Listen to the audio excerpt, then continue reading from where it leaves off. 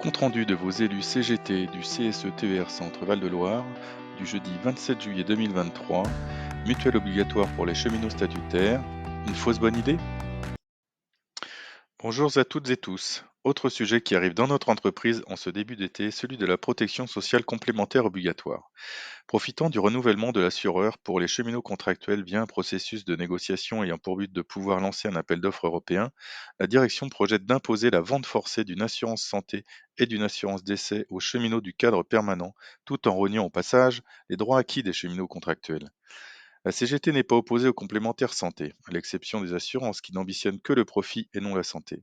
Ces complémentaires ne sauraient être que transitoires dans notre objectif du 100% sécu pour toutes et tous. La CGT a d'ailleurs participé à la création de plusieurs mutuelles, dont des mutuelles cheminotes. Cependant, la CGT est opposée à tout transfert de la sécurité sociale vers les complémentaires santé et à la remise en cause de la liberté d'adhésion mutualiste et au libre choix de l'organisme par l'affilié pour des raisons suivantes. Elle constitue un repli organisé de la sécurité sociale. On passe d'un système basé sur la réponse aux besoins à un système minimaliste auquel s'ajoutent des étages plus ou moins individuels et tous privés. Elle ouvre droit pour le patronat à une exonération de cotisations sociales pour l'ensemble des sommes versées. Elle occasionne un surcoût global car les organismes de sécurité sociale ont des coûts de gestion nettement moindres sans tenir compte du but lucratif des assurances. Elle retire aux salariés le choix d'adhérer ou non à une mutuelle et de la choisir, tout en profit de grands groupes assurantiels qui tendent à imposer leur monopole.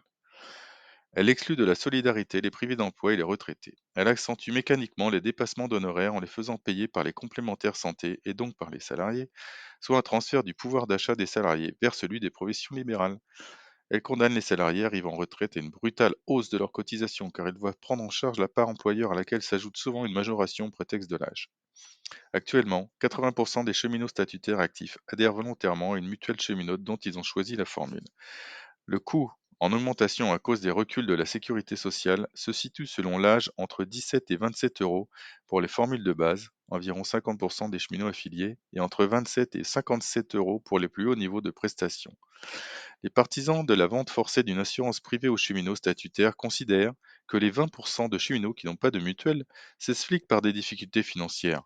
Cette thèse est d'évidence erronée car il est vérifié que d'une manière générale, les salariés ayant le plus faible revenu sont précisément ceux qui ne pratiquent pas le risque calculé et qui se prémunissent davantage des risques qu'ils ne pourraient pas assumer financièrement.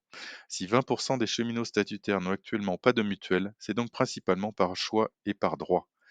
La mise en place d'une complémentaire santé obligatoire pour les cheminots du cadre permanent n'est pas nécessaire puisque les prestations du régime spécial de prévoyance des cheminots sont supérieures au régime général. Elle sert d'alibi à la direction SNCF pour refuser la pérennisation de certaines prestations du régime spécial.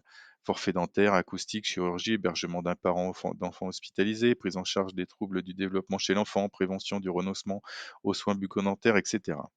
Cela sera un surcoût de dépenses mensuelles imposé aux cheminots statutaires actifs. En effet, contrairement au slogan des partisans de cette vente forcée, l'entreprise ne paiera pas 50% des cotisations actuelles du cheminot, mais 50% des cotisations d'une assurance au plus haut niveau. La mise en place d'une complémentaire santé obligatoire vont isoler les cheminots retraités actuels dans les mutuelles cheminotes. Leur cotisation mutualiste augmenterait alors de 15 à 20% dès la première année sous l'effet de frais de gestion assumés par une moindre population et sous l'effet de la suppression de la solidarité intergénérationnelle qui leur permet de collectiviser les risques maladies avec les populations plus jeunes.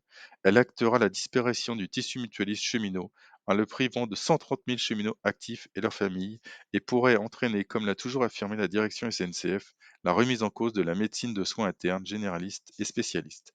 La mise en place d'une complémentaire santé obligatoire menacerait directement les droits issus du statut, maintien de salaire en cas de maladie, allocation d'essai versée par le régime spécial, pension de réforme.